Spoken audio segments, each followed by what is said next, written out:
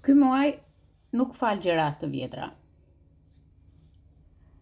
Kush rri aty, zduhet, por duhet ta ndjej fort këtë energjinë e muajit maj.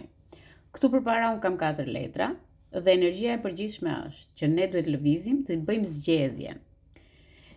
Disa persona që nuk ecën një marrëdhënie mund të vënë deri në ndarje në muajin maj. Por gjithashtu, në qoftë se gjërat kanë zbaritur me vite të tëra ose me muaj të tërë do mbyllen. Muaji maj është i qetë nga ana emocionale, por do vërë drejtësi. Gjithashtu, ka dhe njerëz që do të thonë, po pse tani o nënataro në muajin maj gjeti? Sepse tani nuk është, ose më saktë nuk fshihet me e vërteta. Dashuria, ai që vjen në jetën tuaj nuk vjen më për lojë. Në qoftë se ti deri dje ke pranuar çdo lloj njeriu që të kontaktosh apo të kesh një marrëdhënie, tani nuk ka më, ti je në seleksionim. Largohen të gjitha ata persona që nuk duhet jenë më në jetën tënde.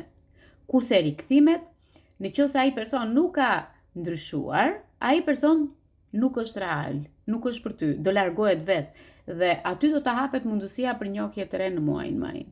Këto njohje nuk janë sipërfaqësore. Ky muaj nuk të sjell dikë për të kaluar kohën. Të sjell dikë që të ndryshojë ty si person. Nga ana e lekut e punës në marrëdhëniet materiale, bizneset, ku diun çfarë mund të kesh ti, do të hapen dyert të vogla jo të mëdha. Është një mundësi për disa që do vi një mundësi e re në jetën tuaj dhe është një mundësi e papritur, por kujdes çfarë vendimi do marrësh. Okej, sepse paraja këtë muaj nuk vjen nga fati, po vjen nga vendimet që ti do marrësh për të ardhmen. Në jetën familjare, në shtëpi, në ana personale, është diçka shumë e fortë për ty. Por gjithashtu, shumica nga ju kërkojnë audiencë, të kërkojnë mendime nga të tjerët, por një kapitull që është i mbyllur nuk duhet të hapet më. Disa do marrin lajme të mira, që kanë pritur gjatë, domethënë nëse ti ke pritur një shtëpi nga shteti, nga njerëzit, ose ke pritur të blesh një shtëpi të re, është momenti i mirë në muajin maj për të ndryshuar ambient, për të ndryshuar, ose edhe brenda në shtëpi, nëse ke dëshirë të bësh diçka, duhet të ndryshosh mobiljet, jo ti flakësh, të ndryshosh pozicionet e mobiljeve. Por gjithashtu, ajo shumica nga ju do bëjnë një ndryshim vendi. Dhe aty e shikoj që energjia është 100% e jotja. Mos prit që gjërat të bien nga universi, nga Zoti. Maj të pyet, çfarë zgjedh ti? Prandaj, këshilla ime është që ky muaj nuk është si të tjerët. Maj nuk është muaj pritjeje, është muaj që të marrësh një vendim të fortë. Çdo kush rri aty ku s'duhet më, dhe këtë herë do e ndjeni fort. Gjithashtu, energjia e këtij muaji nuk toleron më gjëra që të vjetra, gjërat që kanë pasur ose tolerime, të tolerosh një person që i kajde. Jo, do t'u japësh drejtim. Situata që është zvaritur deri më sot,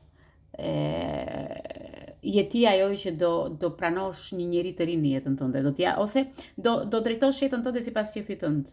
Okej, sepse gjithmonë njerëzit kanë hyrë, kanë dalë në jetën tënde sipas qefit të tyre, por nuk të kanë dëgjuar ty ndonjëherë. Dhe ky është muaji që të nxjerrë në sipërfaqe të vërtetën. Çfarë ka energjia tjetër? Ka njerëz që ky muaj nuk do jetë i butë për ty. Por ka njerëz që do të thonë, po pse tani? Siç e thashë pak më sipër, sepse nuk ka më ku të fshihet. Okej, se deri dje janë fshehur shumë gjëra. Ke pasur prapa skena, ka pasur sekrete ndaj teje, por nuk je më në lojë. Tani po largohesh vetë nga gjithë lojrat. Nuk do ketë më vend për mesazhe boshe apo për një premtim. Ti do shikosh realitetin, çfarë sjell. Ata që do kenë rikthime. Rikthimi mund të ketë, por nëse ai person nuk vjen për të ndryshuar diçka të fortë në jetën tënde, diçka reale në jetën tënde, ai do ik, nuk qëndron, sepse universi nuk e pranon. Edhe ti të duash, të qash, të biesh këmbës aty se ndonjëherë bëjmë edhe ashpër me njerëzit, të qash që pse iku prap. Sepse universi nuk do që ti të vuash më, të kesh një vuajtje të stërgjatur me vite. Prandaj, këto rikthime, nëse ai person nuk ka një ndryshim real në jetë, nuk ka për të qëndruar. Mos u gëzon nga momenti dhe nga fjalët e bukura që mund të thotë. Dhe shumë prej jush po e ndjeni këtë ndarje të brendshme. Muaji prill ka qenë muaj tensioni. Muaji prill ka qenë një muaj i zjarrt për shumicën nga ju. Me nerva, tensione shpirtërore, tensione emocionale, njerëzit nuk kanë qenë të qetë, kanë qenë më të zjarrt nga ky është zgjimi shpirtëror. Nuk pranoni më gjëra që më përpara i toleroje.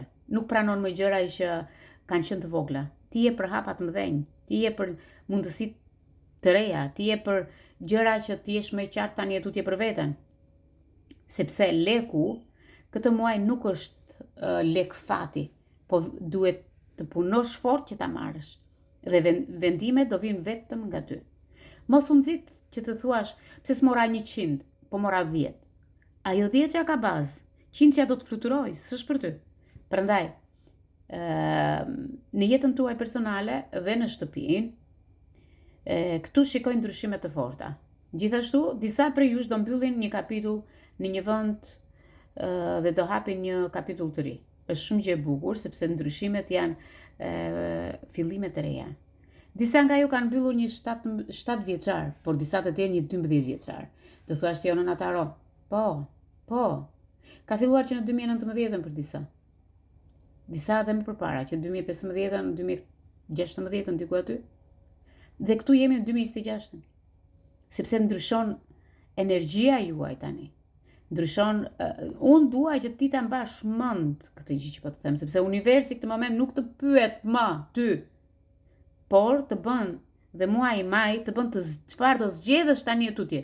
A ke dëshirë të rish përsëri një 7 vjeçar apo 12 vjeçar që ke pasur të njëjtën cikël? Apo je për gjëra të reja? Gjithsesi, është një fazë e re. Unë kam hedhur këtu 4 letra dhe do t'i analizoj tani këtu. The Star. The Star për muaj maj, javë e parë. Kjo javë hapet me shpresë. Hapet me një ndjenjë që gjërat do rregullohen në jetën tënde dhe diçka do marrë fund. Pas një lodhjeje të madhe, këtu fillon shërimi shpirtëror, fillon të marrësh frymë më lirisht, po del nga ajo errësira që ke sepse ke filluar të lëvizësh me kohën. Javë e parë. Javë e dytë, 9 shpatat. Javën e dytë, do me thënë pas javës me hënën e plot që jemi në Akrep, java e dytë, shikoj shumica nga ju do jenë ankth, do jenë në mendime të thella, duhet të bëni kujdes sepse shumica prej jush janë thjesht në kokën tuaj dhe nuk janë reale, thjesht jeti ajo që po i mendon këtë moment jo realiteti, por unë do të thosha mos bëj skenar kaq shumë sepse nuk do ndodhi asnjë gjë. Okej? Nuk do ndodhi asnjë gjë. Java e tretë shumë e bukur, java e tretë në monedhat, një vajzë e bukur, e lumtur në botën e saj. Këtu mund të kemi njohje të reja, por këtu shikoj një femër që tregon jam e pavarur ose një mashkull, jam e pavarur, kam një stabilitet, kam lek, kam forcë, kam vetbesim. Dhe kjo është ajo java që tregon që ti mundesh t'je dalësh dhe nuk e nevojë të varesh nga asnjë mashkull, nga asnjë person. Këtu mbyllet një energji shumë e fortë.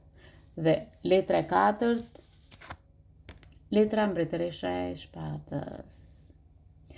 Këtu mbyllet muaj me javën e 4, shikoj që nuk jem ajo që isha, je një grua që flet drejt, vendos kufin në jetën tënde, ose një mashkull, nuk pranon më gjëra që të ulin vlerën, kjo është një energji që çdo gruaje do t'ja uroja që ta kishte, dhe e ka në të vërtet brenda vetes, por në fund të fundit ky muaj fillon me një shpresë të re dhe kalon me një përballje me ty, me mendjen tënde. Ngriu me forcë dhe mbylle këtë vendim. Nëse ndjen këtë energji, shkruaj muaj maj në komente. Ju përshëndet në netarua dhe u përqafon fort kudo që t'jeni.